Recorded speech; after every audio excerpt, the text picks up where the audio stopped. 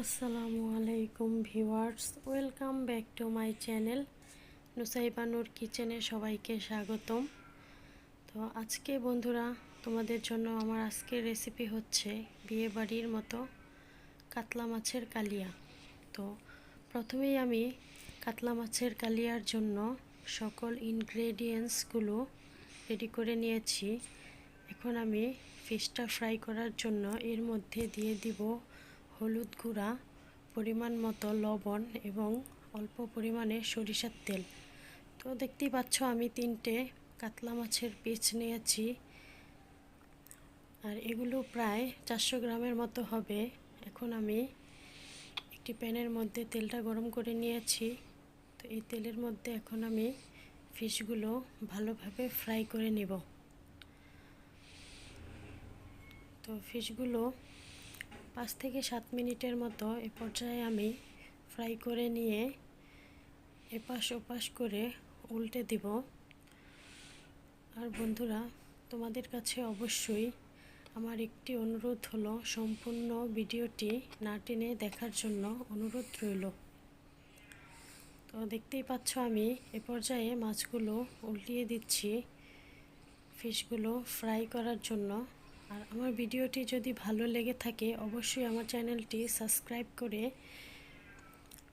Bell আইকনটি press করে দিবে। এতে করে আমি নতুন কোনো ভিডিও আপলোড করলে সবার আগে তোমাদের কাছে নোটিফিকেশন চলে যাবে। তো এখন আমি তেলটার মধ্যে দিয়ে দিব তেজপাতা এবং এলাচ, দারচিনি। তো এর মধ্যে দিয়ে দিব পেঁয়াজ কুচি কিছুটা পরিমাণে। পেঁয়াজটা আমি হালকা করে ভেজে নিব। ভেজে নেওয়ার পরে এর মধ্যে আমি অ্যাড করে দিব পেঁয়াজ বাটা। তো আগেই দেখতে পেয়েছিলে আমি পেঁয়াজ ব্লেন্ড করে নিয়েছি। তো পেঁয়াজ ব্লেন্ডটা আমি খুব বেশি ভালোভাবে করিনি, কিছুটা আস্তে আস্তে রেখেছি, তোমরাও এভাবে করে নিবে। এখন পেঁয়াজ ব্লেন্ডটা আমি ভালোভাবে ভেজে নিব কিছুক্ষণ সময় নিয়ে। তো কিছুক্ষণ সময় নিয়ে 5 থেকে 7 মিনিট চুলার আঁচটা মিডিয়ামে রেখে আমি ভেজে নিব। আর এই রান্নাটা করার ক্ষেত্রে অবশ্যই তেলটা একটু বাড়িয়ে দেওয়ার চেষ্টা করবে। তো দেখতেই পাচ্ছ পেঁয়াজ হয়ে গিয়েছে। এখন আমি এর মধ্যে দিয়ে দিব পেস্ট করে রাখা টমেটো। তো আমি এখানে টমেটো পেস্ট দিয়ে দিব। এখন আরও কিছুক্ষণ আমি এটা নেড়ে চেড়ে ভালোভাবে ভেজে নিব। তো টমেটোর পানিটা শুকানোর আগ পর্যন্ত আমাদের অপেক্ষা করতে হবে আরও কিছুক্ষণ, 5 থেকে 7 মিনিট। তো 5 থেকে 7 মিনিট অপেক্ষা করার পর এখন দিয়ে দিব এর মধ্যে আমি অল্প পরিমাণ হলুদ গুঁড়ো। তো তোমরা দেখতেই পেয়েছো হলুদ গুঁড়ো দেওয়ার আগেই টমেটোটা ভাজা হয়েছে, তখন কালারটা কত সুন্দর চলে এসেছে। তো এ পর্যায়ে তোমরা মশলাগুলো কষানো স্টেপ বাই স্টেপ ফলো করবে, বিয়ে বাড়ি অনুষ্ঠানের মতোই হবে। এখন আমি এর মধ্যে অ্যাড করে দিয়েছি আদা বাটা, রসুন বাটা এবং পেস্ট করে রাখা কাঁচামরিচ বাটা।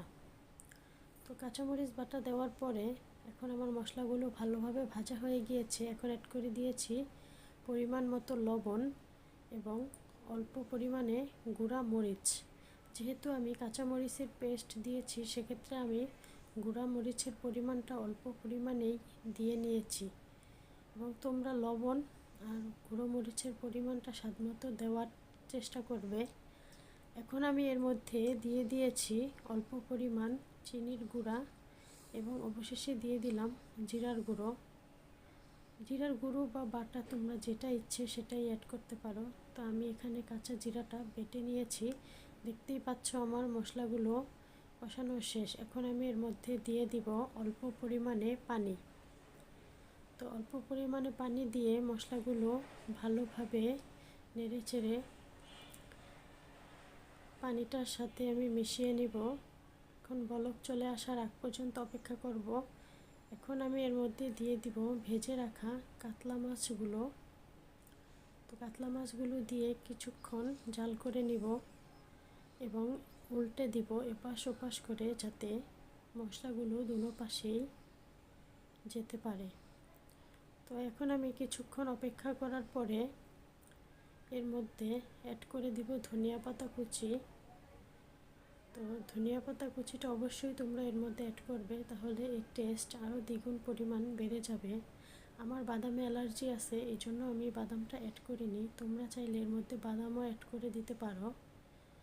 তো কিছুক্ষণের মধ্যে দেখতেই পাচ্ছ আমার রান্নাটার ফাইনাল লুক দেখতে কতটা সুন্দর হয়েছে এবং খেতেও ভীষণ সুস্বাদু।